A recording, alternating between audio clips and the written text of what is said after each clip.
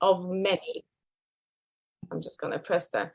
So thank you everyone for coming. I'll better sort of move on and get to it, okay?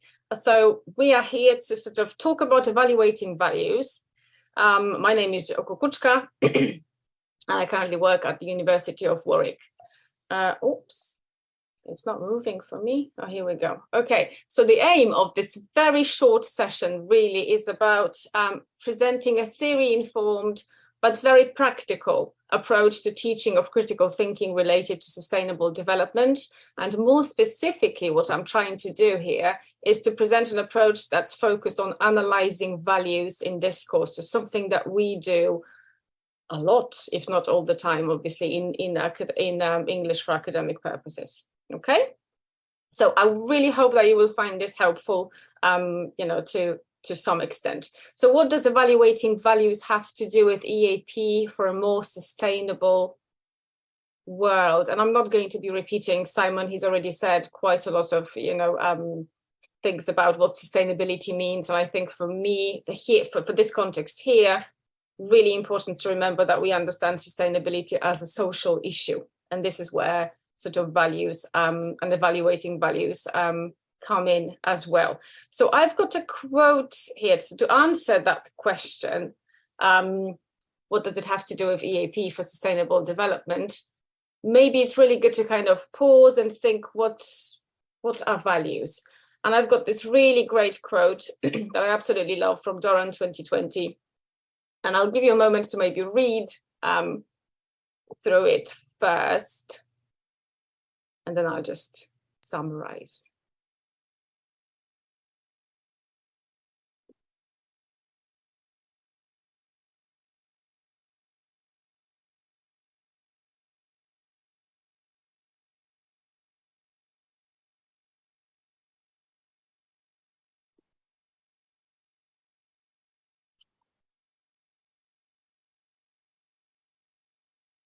So what I think I'm trying to sort of get us to focus on here is first the understanding that values are absolutely pretty much everywhere in academic discourse. Doran here says they underpin evaluations of what is right and what is wrong, what is good and what is bad. And although such evaluations are regularly contested across communities and intellectual fields, within communities or fields, they are often remarkably consistent and stable. So if one puts a foot wrong, it's obvious to all those listening. In this sense, evaluations do not just attribute meaning to that being evaluated, they also position the person doing the evaluation. Okay, and this is what I'll be trying to kind of present on today. Okay. So what does it mean for our students? What does it mean for EAP students specifically? And again, another quote from Doran, which I'll just read through. For students learning a discipline, this means it is not sufficient to simply learn the content of a field. They must also learn its values. While in some disciplines, these values will be heavily emphasized, and in others, they may be relatively downplayed. What is common is that they are often highly implicit and assumed by those who hold them. So for us in EAP, but I would argue that also beyond EAP, this presents a problem for our students because they need to know how to see values, how to evaluate values, and how to challenge those values. And this is where this link to how EAP can sort of contribute to sustainable development. By doing that, by helping students, teaching the students how to see, evaluate, and challenge values, and also the language used to communicate them. Okay? Right, so what can we do about it? Again, in EAP, what can we do about it as EAP teachers? I'm sure there are several ways of sort of being able to support this and do it. What I'm presenting here is a combination of two concepts. Those two concepts, I promise that's the only theory that you will hear, the only jargon that you will hear today. A combination of two concepts. a concept of appraisal coming from systemic functional linguistics, SFL, and then a concept of axiological constellations coming from legitimation code theory, in short, LCT. I just would like to say that I'm not an expert in either of those. I basically just picked what I can use, what I understand, and what worked with the students and also other teachers when I was presenting this approach. So what I'm going to do now is to hopefully introduce this approach to you, like I said, without the jargon. So I'll tell you where the ideas come from.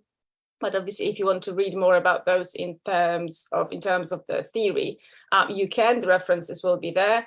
But for now, I think just moving into practice, so something we could use instantly if we wanted to. So this is a two-step analysis. Step one is all about seeing values, first of all. And this step comes from systemic functional linguistics, and then moving on to step two of the analysis, which is all about clustering values, and that's from LCT.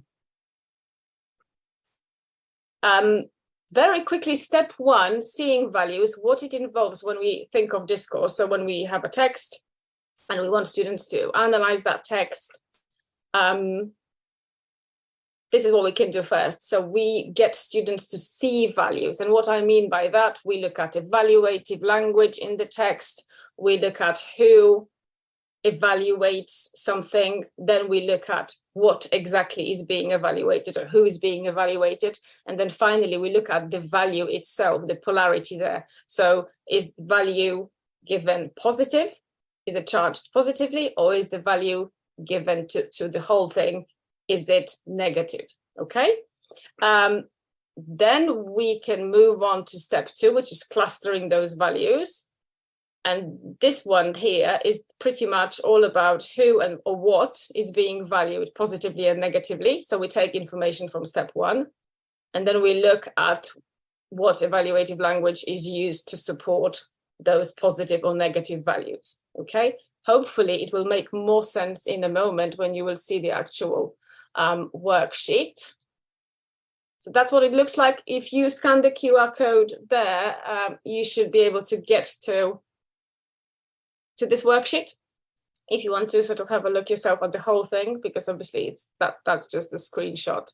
But looking at step one here, so what we are doing here is we're analyzing what is and what is not valued in the text, to what extent and by whom. So this is what we're trying to do with this two-step analysis. And looking at step one, seeing values. So here, the instruction to the students could be, for example, read the text and complete the table. This step will help you to see what is valued, how, and by whom. And you can see the different columns. So we're looking at evaluative language, who or what evaluates, what is being evaluated, and then what's the value. If you want notes as well, of course, you can have it there. So this is what it could look like in practice. The text, you've got an example of a text. I'm so sorry the author is not there. Somehow has been taken. Oh, I did the wrong screenshot, sorry. But you can see the text, and you can see some of the evaluative language highlighted. So your students could be highlighting some of the language like this. And then all they have to do is they have to complete the table that you see on the right. So obviously they will be putting the evaluative language there, and then they will be putting all of the other information. So again, this is what it could look like. So if we look at the first row, if they decide, oh, will be important is actually a phrase that is evaluating something, then they can put it in the first column. Then they say, right, who evaluates? Well, actually the author. This is the author. So Ashgar Zaidi is the author of this text. So they put the author in there. What is being evaluated? Well, they will be important. What is being evaluated? Here the students say, well, the new global development goals, so SDGs that Simon was talking about, for example, are the main focus here in this text. And then what's the value? Positive. So they put a plus or a smiley face or something, okay? And then they continue, and you continue with them to kind of complete this step of the analysis. When that's done, you can then move to step 2, which is clustering values. And here, the instruction to the students could be something like this: cluster items evaluated positively with their evaluative language, and do the same for items evaluated negatively. Create as many clusters as necessary. This will help you see what is valued, what is not, and to what extent. Okay? Okay, so let me just get to the right slide. So this is what it could look like. I'll make it bigger in a moment. I really wanted you to see both things side by side. So in here, because this text in particular is mostly focused on SDGs and evaluation of SDGs, here only 2 clusters have been created, and both are based on SDGs. Just one cluster is based on where SDGs are valued negatively, and another one where they are valued positively. So this is what it could look like. It's slightly bigger. I hope you can see it better now.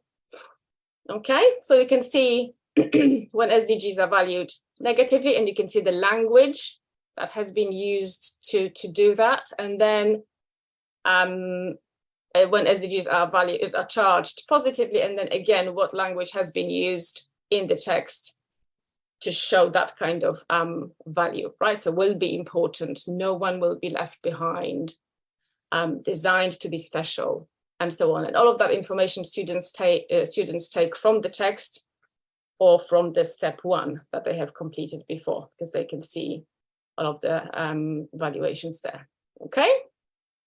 Right, so then this kind of approach can then lead to the following evaluation of the text. So now the actual judgment, right? How the students saw the values, what's actually happened in that text. So here again, it's just an example based on the analysis that you have seen, but obviously it can be looking completely different if you do it with your students, or it can look, maybe they will see something else, maybe they'll see something different. In here, the evaluation of the text is the analysis suggests that the text is heavily biased, one-sided, as most evaluative comments related to the value of SDGs are made by the author, and only one is credited to a different source. This negatively affects the text's credibility. Moreover, the analysis reveals that the author's attitude towards SDGs is mostly positively charged in terms of the concept, and negatively charged in relation to their effectiveness. This might mean that the author's stance on SDGs is that they cannot be achieved. So this kind of evaluation, what this has managed to do by taking those 2 steps of seeing values first and then clustering the values, hopefully we can see a little bit more what's been going on in the text. Okay. Before we move on, I just wanted to leave you with a little reflection. So what is, after listening to this, what is your key takeaway? Why this key takeaway, and what will be its implications for your practice? So would anything change after this session? Would you want to read a little bit more about this? Was anything confusing? Would you like to clarify things?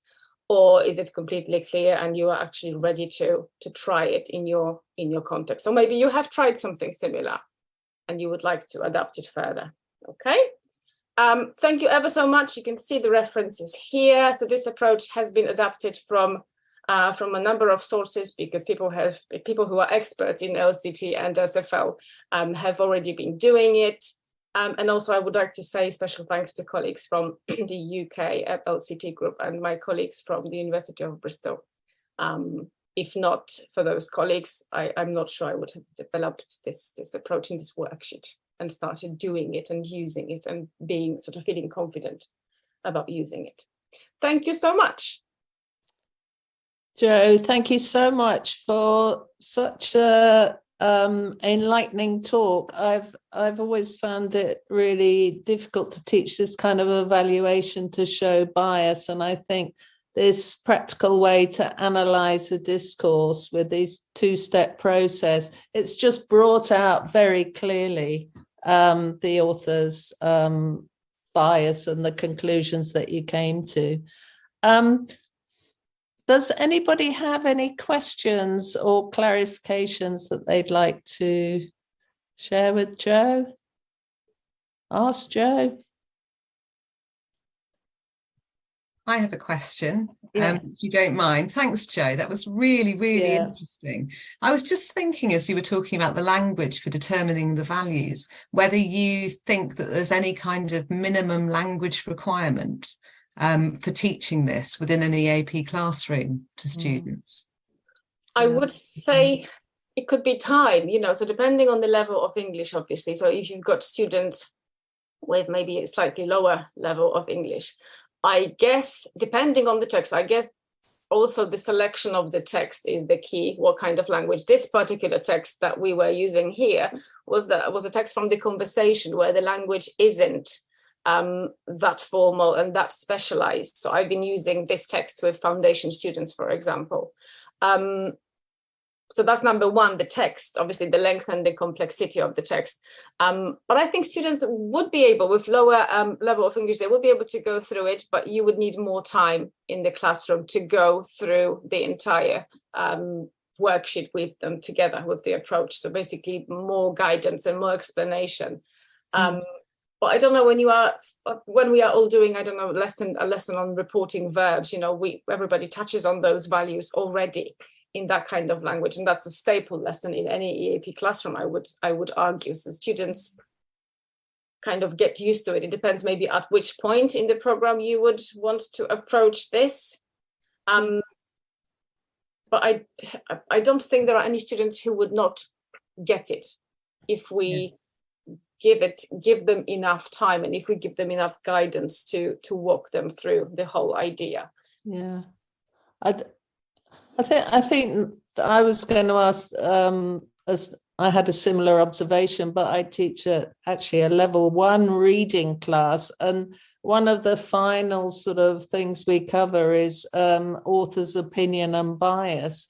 And it's quite difficult to get across, but I think this 2-stage process would actually be ideal for that. And the text isn't that difficult. It's actually talking about food, so it comes into the SDGs and urban gardens and things like that. So I think it'd be really useful. So I'm definitely going to try it.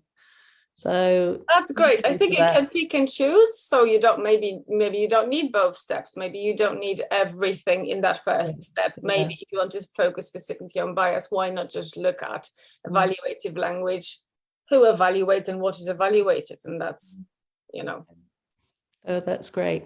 Thank you so much, Jo, and you were bang on time. So pleasure. we have a coffee break now. Just one more thing. I think it was Catherine mentioned that we couldn't access the QR code that you showed.